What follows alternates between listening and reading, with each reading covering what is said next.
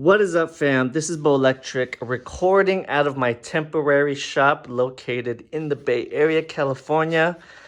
And I just wanted to do a quick overview of my latest build. This is a custom Franken Razor SX500. I know some of you have been asking me to do an overview of my last build, which was a RSF650. However, the Hall sensors on the MY1020 motor went out a couple weeks ago. So I decided to build a new bike with a better motor, and I just wanted to do a quick overview on everything I did. And we will start right here with the rear. This is a custom stretched swing arm from my boy Elmiro out of San Leandro, California, aka Pez. He did an amazing job. He extended the swing arm, as you can see right here. That's about 4 inches. And I did that just for a longer wheelbase, just to keep the front wheel down under high acceleration, and this setup has a lot of torque, so I just wanted to make it safer, as safe as possible. So there's the stretch, rides very well, super sturdy. The structural integrity seems intact so far. I've put about maybe 100 or so miles on this bike, and it's still running strong. I have the Magura MT8 Pro brake calipers there. I actually painted these to match the front fluorescent fender and the handlebar clamps. So those are the Magura MT8 Pro brakes. Here are the levers. This is actually a Magura MT8 Raceline master housing. That's what I was actually running at first, but instead of kind of switching everything around, I decided to just switch out the levers, keep the master cylinder, less work. Still work great. Modulation, stopping power, everything is there. Great brakes. For those of you that have ever ran or tried anything with Maguras, they're one of the best brakes you can get on the market. These are the 160 millimeter rotors with the 48 millimeter bolt pattern. For some of you that don't know, these are pretty much the only aftermarket rotors that will fit the Razor bolt pattern. So I am running those.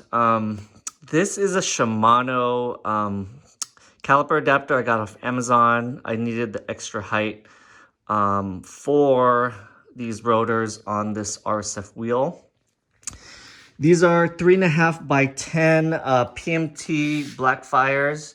They are a radial compound, so they're a lot softer. They're actually made for track racing. Very grippy, very soft and comfortable. I love them. I can lean pretty deep on them. They feel great. I love radial tires over nylon tires any day. I highly recommend them. However, it's worthy to note that because this is a stretched swing arm, you could see I have a lot of clearance.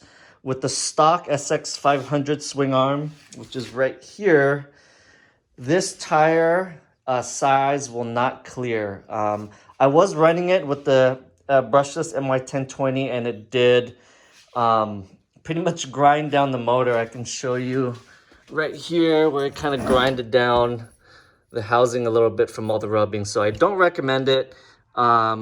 But if you're gonna do a custom swing arm and you're gonna have extra clearance, I highly recommend PMT tires. They're just great, super soft, like I mentioned before. They feel great. They soak up pretty much everything in the road because of the softer compound. You don't have to run PSI as high. Very, very great tires. And this is a Denzel D4500 Brushless Motor. It is a 48 to 72 volt. It's rated at 4,500 watts. And it also has a temp sensor, which I don't use, but it's nice just to have that if you want to monitor heat. Regarding heat, this motor can take a lot of heat. It's rated for 120 degrees Celsius for 1 hour, which is about 248 degrees Fahrenheit. So this thing can take a lot of heat for a long time. And then it's also rated for 150 degrees Celsius for 15 minutes. And that's 302 degrees Fahrenheit. Pretty crazy.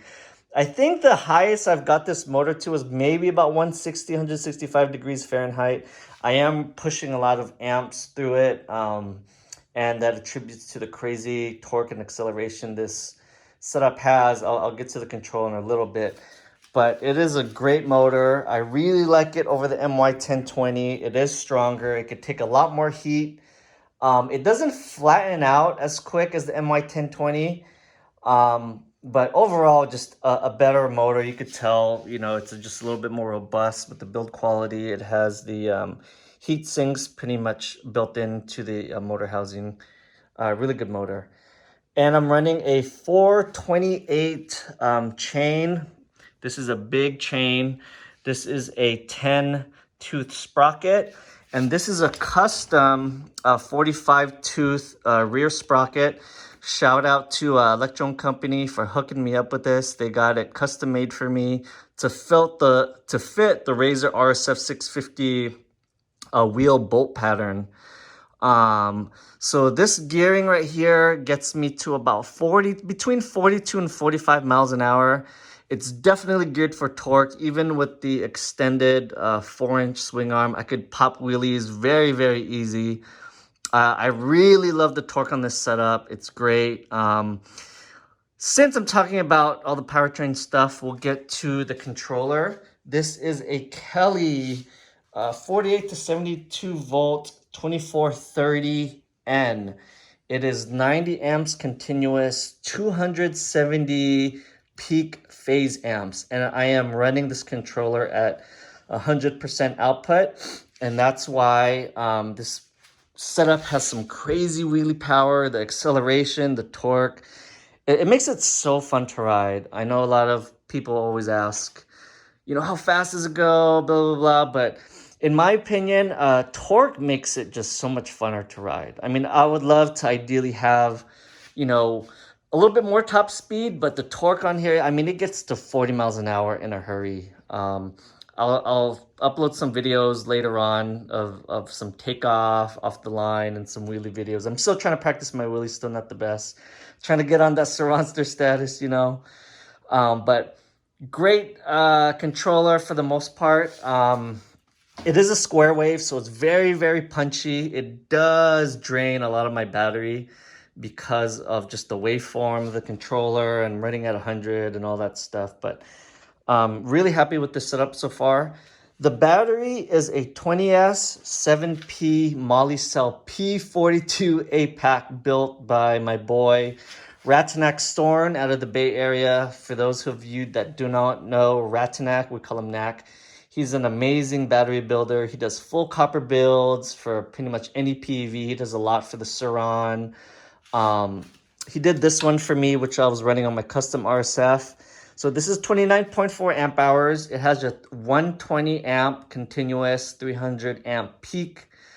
Ant BMS. It's also a smart BMS, so I can connect to it through the Bluetooth app and adjust parameters, monitor, you know, all the nerdy numbers and stuff like that, set up alarms and all that good stuff, balancing.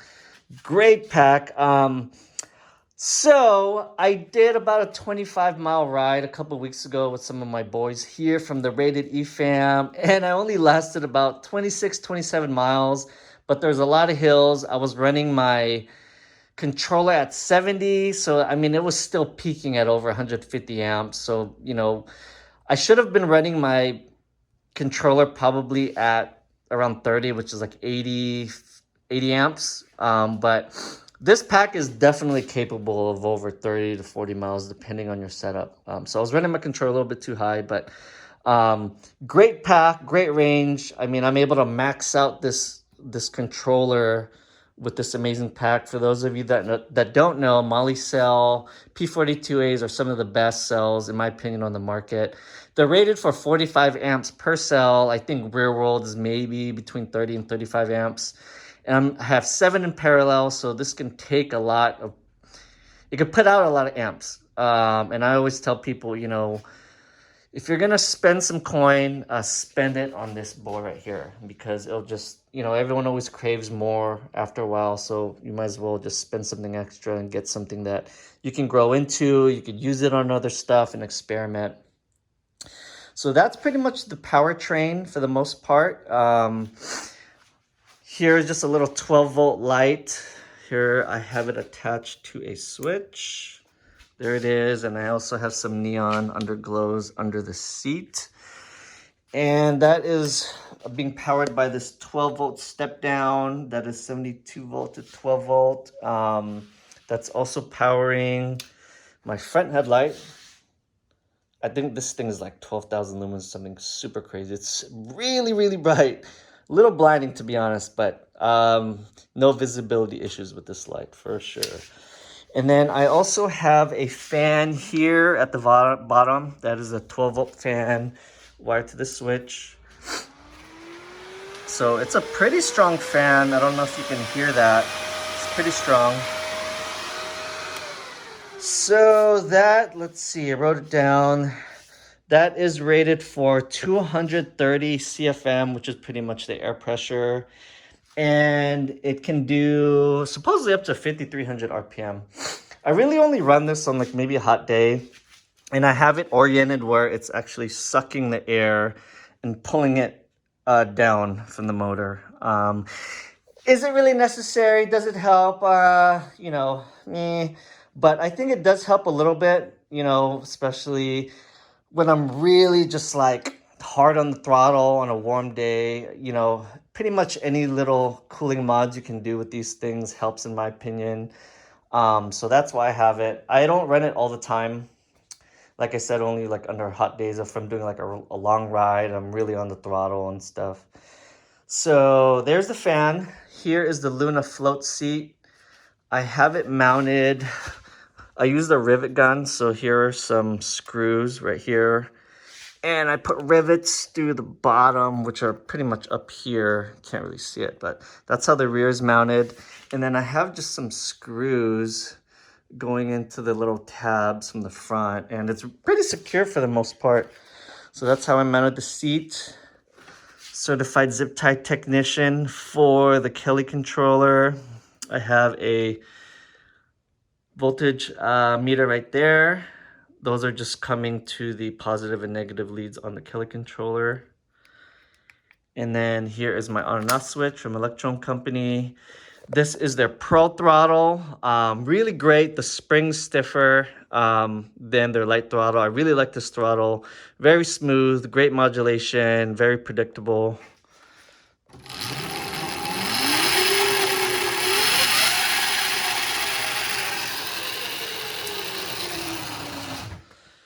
And I have a 12-volt horn that I have wired to a momentary push button switch. Got this off of Amazon.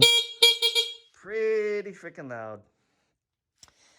And here's the front. These are the infamous Piranha hydraulic fluid forks that have been sold out forever. They're not plug and play. I actually had to get these bearing cup adapters made from Mr. Gavin from the Modified Razors group. All right, let me see if you can. So there's the other one there. Really great. These are actually ideal forks for off-roading. They're a little soft for street riding, but I still use them. It's definitely better than, you know, anything stock, or even with something stock with modified internals or upgraded internals. I do recommend these if you can get them whenever they come back in stock. And for the front, here are the Magura MT8 Pro calipers. My boy, Jeff Minard, shout out to you, Jeff. He made me this little adapter so I can run my Maguras, since these are mountain bike brakes. And this is a pit bike fork, so the spacing and everything are for pit bike brakes. So he had to make me this adapter so I can run my Maguras. He did a great job. I mean, I have like 98% rotor to brake pad, surface coverage. Fits well. He designed it, CNC'd it. He did a whole bunch of prototypes with 3D printing. Very talented, smart guy. I appreciate you, Jeff. Thank you so much for that. Same 3.5 by 10 Magura PMT Blackfires. And these are medium compound. They do have a soft compound. I ended up going with the medium just because I figured, I don't know actually. I just figured medium might be best for road. I don't know if I should have went soft, but I think, oh, I have these Rogue MX grips. These are my favorite grips. I was running these on my electric scooter. However, I did have to modify the throttle side grips. I had to kind of pretty much grind out the rubber on the inside just so it would fit on this Electro Company Pro throttle. There is a little gap that you can see there. Not really too much of a big deal. I mean, I guess I can cut off some of the throttle so it slides in, but it's not really a big deal to me. Still pretty comfortable. Fluorescent rattle can spray there as well. But there it is. I think I covered. Oh, last thing. These are foot pegs off pit bike foot pegs off of Amazon. I just made these little aluminum spacers. I cut them with a little hacksaw, spray painted them black just to fill in the gap there. But folds up somewhat. A lot better than stock. You don't have, it doesn't lock up like the stock Razor pegs because it doesn't have the ball bearing in the spring, but still does the job, feels better. Oh, sorry, I keep forgetting. So here's the last part. This is a Fox Float DPS 190 millimeter air shock. I like it. I think it's great if you're doing off-roading, jumping. I probably want to upgrade to maybe a coil for street. It does, I want to say when I sit on it, probably sags to about right there, which is about right for my weight. So there it is, y'all. I'll try to get some riding videos so you can see the performance and how it runs and stuff. But if you have any questions or need any clarification on anything, feel free to leave a comment and let me know. I'll try to put links and everything for what I have on this and all the contact information for the people that helped me with this build in the description. Thanks for watching. Ride safe out there.